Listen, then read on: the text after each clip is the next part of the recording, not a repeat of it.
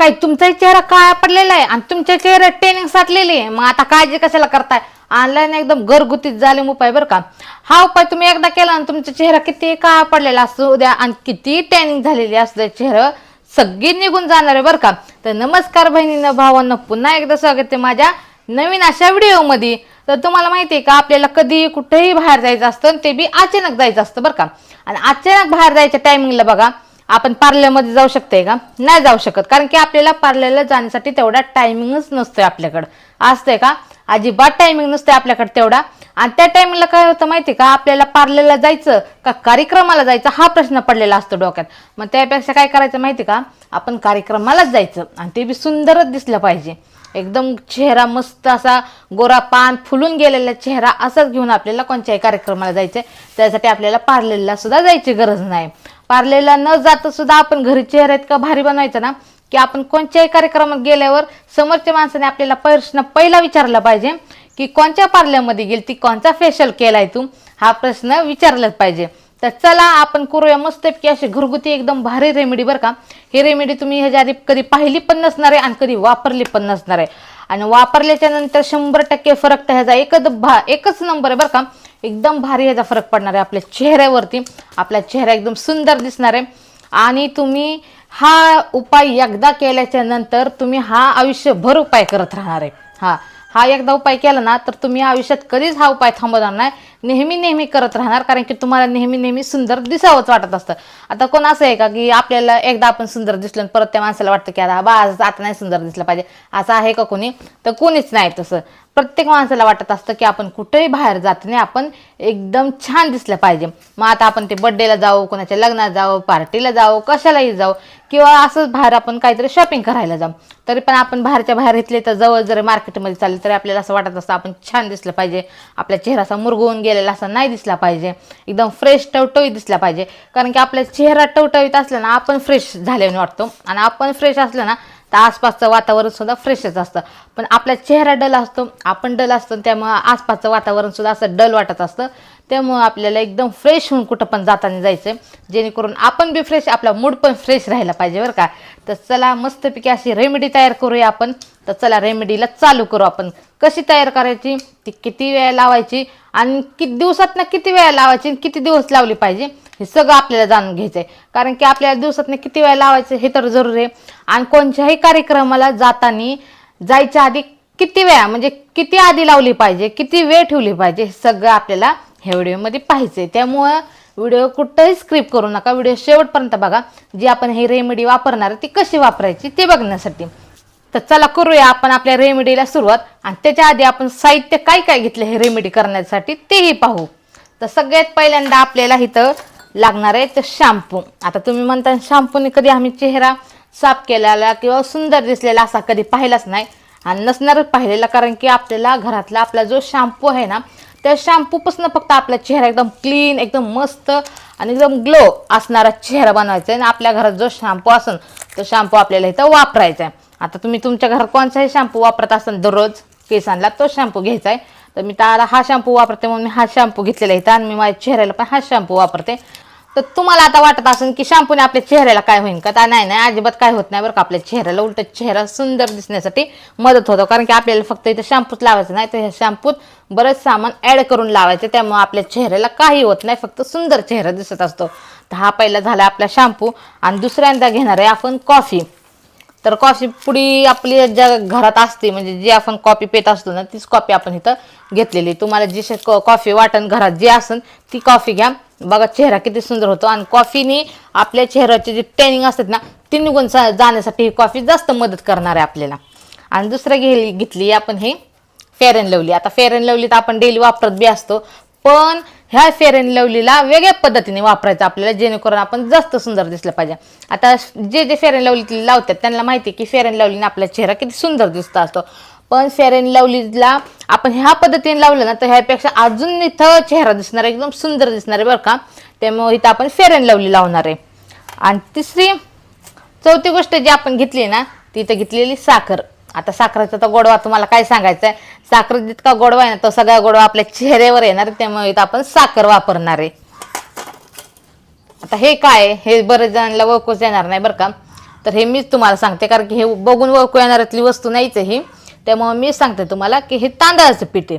कशाचं? तांदळाचं पीठ. आता तांदळाचं पीठ आपण घरात आपल्या उपलब्ध असतंच बरं का. आणि जे वापरत नसतील तांदळाचं पीठ कशाला बी, आता प्रत्येक गोष्टीला तांदळाचं पीठ वापरतं, कोणत्याही स्वयंपाकाच्या ह्याच्यात वापरत असतात. तर जे तांदळाचे पीठ वापरत नसतील ना, त्यांनी काय करायचं, थोडंसं तांदूळ घ्यायचे आणि त्याला धुवायचं फिवायचं काय नाही बरं का. एकदम डायरेक्ट तांदूळ घ्यायचे आणि ते मिक्सरमध्ये एकदम पावडर करून घ्यायचे. आणि पावडर करून घेतल्याच्या नंतर चाळून घ्यायचं. चाळून एकदम पावडर जे निघत ना, त्याचा आपल्याला इथं वापर करायचा. थोडंसं मिक्सरला तुम्ही लावून ह्याची पावडर करू शकताय. नाही तर तांदळाचं पीठ तुमच्या घरात असेलच तर ते तुम्ही वापरू शकताय. तर हे आपण तांदळाचं पीठ घेतलेलं. आता हे सगळं साहित्य मिक्स करून आपल्याला कशी रेमेडी तयार करायची ते बघूया. तिथं आपण एक वाटी घेतलेली बरं का, आणि ही शॅम्पूची पुडी घेतलेली. तर एक शॅम्पूची पुडी आपण इथं घेतलेली आणि याच्यात आपल्याला वाटीत टाकून घ्यायची.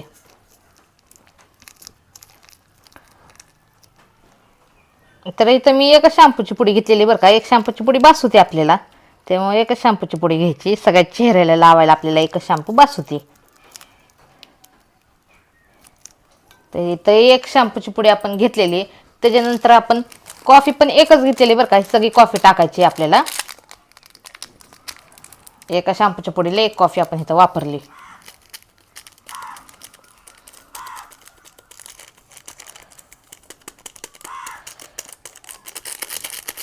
आता एकच शॅम्पूची पुडी होती आपली आणि एकच कॉफी पण होती. त्यानंतर आपल्याला इथं फेअर अँड लवली घ्यायची. तर आता एक शॅम्पूची पुडी होती आणि एकच कॉफी होती, मग एक फेअर अँड लवलीची पुडी आखी घ्यायची नाही बरं का आपल्याला. यातनं थोडीशीच फक्त फेअर अँड लवली घ्यायची आहे. हे एवढी बस झालेली.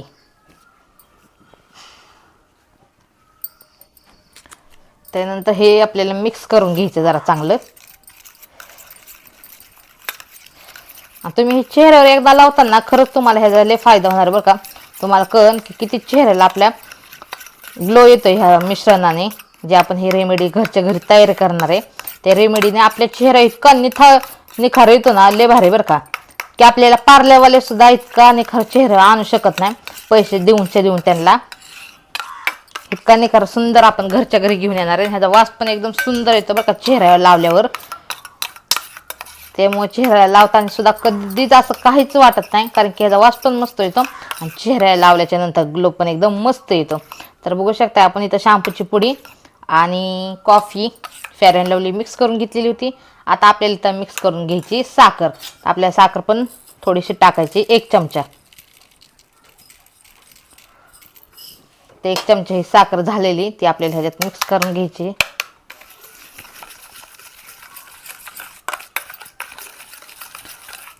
हे जरा मिक्स करायला आहे ना थोडासा वेळ लागणार आहे, कारण की ह्याच्यात साखर आपल्याला इरगोळ द्यायची. आणि त्याच्यानंतर आपल्याला आहे ना ह्याच्यात तांदळाचं पीठ घ्यायचं. आता तांदळाचं पीठ आपण इथं एवढं घेतलंय, पण आपल्याला थोडंसं तांदळाचं पीठ ह्याच्यात टाकायचं. असं 1 चमचा आपल्याला तांदळाचं पीठ बास होते.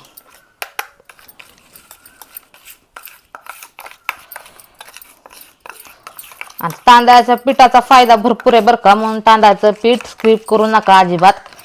तांदळाचं पीठ टाकायचं ह्याच्यात नक्की. आणि जे ज्या वस्तू मी सांगितल्यात ना त्यातल्या कोणत्याच वस्तू स्किप करायच्याच नाहीत आपल्याला, सगळ्याच वापरायच्यात. सगळ्या चेहऱ्यावर वापरल्याच्या नंतरच आपल्या चेहऱ्यावर ग्लो येणार आहे. त्याच्यामुळं आपल्या चेहऱ्याला सगळंच ह्याचं मिश्रण तयार करून लावायचं आहे.